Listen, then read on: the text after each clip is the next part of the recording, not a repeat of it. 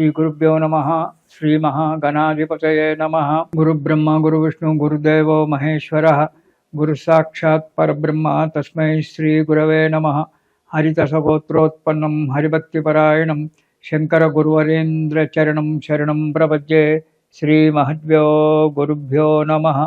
అరుణాం కరుణాతరంగితాక్షిం ధృతపాశాంకుశ పుష్పభానచాపాం అనిమాదివ్రయూవృతాం అయోకైః అహమిత్యేవ విభావయేద్భవానీం. ఓం శ్రీమాత్రే నమః.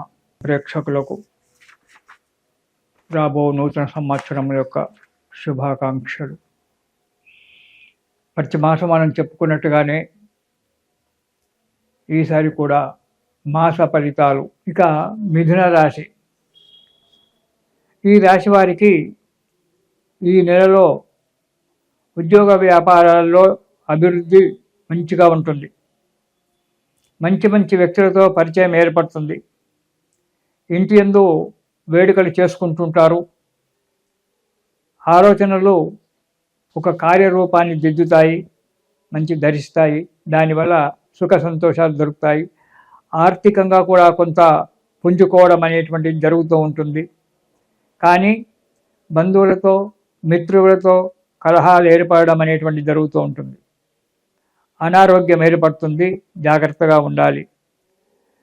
మనశ్చాంచల్యం, ఎంత మీరు చేసినా ఎంత అదుపు చేసుకున్నా మనస్సు చాంచల్యంగా ఉండడము, స్థిరమైనటువంటి యొక్క నిలకడైనటువంటి యొక్క మనస్సు లేకపోవడము, దానివల్ల కొన్ని కార్యక్రమాలలో ఆటంకాలు ఏర్పడము, తిరిగి వెంటనే సమర్చిపోవడము జరుగుతూ ఉంటుంది. మనశ్శాంతిని కోల్పోవడం అనేవి జరగడం వల్ల ఇబ్బందులు ఏర్పడుతున్నాయి. ఎప్పుడూ మానసికంగా టెన్షన్గానే ఉంటారు.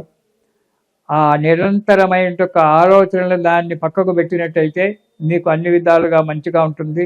మనోధైర్యము, పట్టుదల, ఈ రెండు మీకు చాలా ముఖ్యమైనటువంటివి ఈ నెలలో మిథున రాశి వారికి. ఈ మనోధైర్యాన్ని పట్టుదలను కనుక పెట్టుకున్నట్టయితే జీవితం సుఖంగా నడుస్తూ ఉంటుంది. ఇక 1వ వారం కుటుంబ కలహాలు వస్తాయి, జాగ్రత్తగా ఉండాలి. బంధుజన విరోధం ఏర్పడుతుంది. అనుకోని సంఘటనలు ఏర్పడుతుంటాయి. కొన్ని అనుకోని చిక్కులు కూడా వచ్చి మీద పడతాయి. ఎవరో చేసిన తప్పుకు మీరు బాధపడడం వస్తుంది. ఏ కార్యక్రమం చేద్దామన్నా ఆ కార్యక్రమానికి అన్ని ఆటంకాలు ఏర్పడము, వేరే వాళ్ళ ఆటంకాలు తెచ్చిపెట్టడము, ఇవన్నీ కూడా జరుగుతూ ఉంటాయి. అనవసరమైన ఖర్చులు పెరిగిపోతూ ఉంటాయి. జాగ్రత్తగా ఉండండి. ఇక 2వ వారం సంఘంలో పలుకుబడి తగ్గిపోతుంది. వృత్తిలో చిక్కులు వస్తాయి. కానీ 10 మందిలో మెచ్చుకోలు అనేటువంటి కూడా లేకుండా పోతుంది. ఎవరు ఇతను మంచి శబాస్, మంచి వర్కరు అనేటువంటి విషయం లేకపోతుంది. మీరు ఎంత కష్టపడినా ఆఫీసులో కానీ ఇతర దాంట్లో కానీ మెచ్చుకోవడం అనేటువంటి ఉండదు. ఎప్పుడు మనశ్చాంచల్యంగా ఉంటుంది. అభివృద్ధి కూడా అంతంతగానే ఉంటుంది. దానికి తగ్గట్టుగానే ఖర్చులు వస్తాయి. దానివల్ల ఇబ్బందులు ఏర్పడుతుంటారు. ఇక 3వ వారం వృత్తి వ్యాపారాలలో అభివృద్ధి బాగా ఉంటుంది. ధనలాభం ఉంటుంది. పెండింగ్ పనులన్నీ కూడా నెరవేరడానికి ఆస్కారం ఉంది 3వ వారంలో. ఆ పెండింగ్ పనుల గురించి జాగ్రత్తగా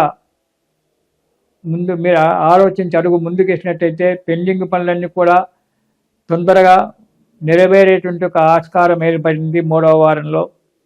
మంచి వారితో, సజ్జనులతో, మంచి వారితో కలయిక ఏర్పడుతుంది. వారి యొక్క బోధల వల్ల, వారి యొక్క సేవ చేయడం వల్ల మీకు మనశ్శాంతి ఏర్పడి కొంత మేలు కలిగేటువంటి ఒక యోగం ఉంది 3వ వారంలో. ఇక జనవరి 4వ వారంలో కనుక చూసుకున్నట్టయితే కొత్త వ్యక్తులతో పరిచయం ఏర్పడుతుంది. ఆ కొత్త వ్యక్తులతో పరిచయం చేసుకునేటప్పుడు చాలా జాగ్రత్తగా పరిచయం చేసుకోండి. తొందరపడి అతనితో పరిచయం చేసుకొని జీవితంలో కొన్ని నష్టాల గురించి ఆలోచించకండి. అభివృద్ధి బాగానే ఉంటుంది. దానికి తగ్గట్టు ఖర్చులు కూడా వస్తుంటాయి. ఆడంబరాలకు పోవద్దు.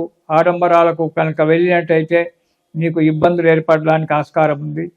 పెద్దలతో, మిత్రులతో సలహా తీసుకొని కొత్త కార్యక్రమాలు ప్రారంభించడం మంచిది. మీరంతా మీరే నేనే రాజు, నేనే మంత్రి అని చెప్పి మీరంతా మీరే నిర్ణయాలు తీసుకొని జీవితాలను ఇబ్బంది పాలు చేసుకోకండి జీవితాన్ని. కాబట్టి పెద్దలతో కానీ మిత్రులతో కానీ సలహాలు తీసుకొని ముందుకు అడిగేసినట్టయితే మీ జీవితాల్లో సుఖంగా సంతోషంగా ఉంటారు. ఈ నెలలో మీరు మా మిథున రాశి వారు దత్తాత్రేయ స్వామి స్తోత్రం కనుక పారాయణం చేసినట్టయితే సంతోషంగా హాయిగా సుఖంగా సంతోషంగా ఉంటారు. కాబట్టి ఈ నెలలో దత్తాత్రేయ స్వామి యొక్క స్తోత్రాన్ని పారాయణం చేయండి. సుఖాన్ని సంతోషాన్ని పొందండి. మానసికంగా ఆనందంగా ఉండండి. ఇతరులను కూడా ఆనందంగా ఉంచండి. మీరు సుఖంగా ఉండండి. ఇది శుభం.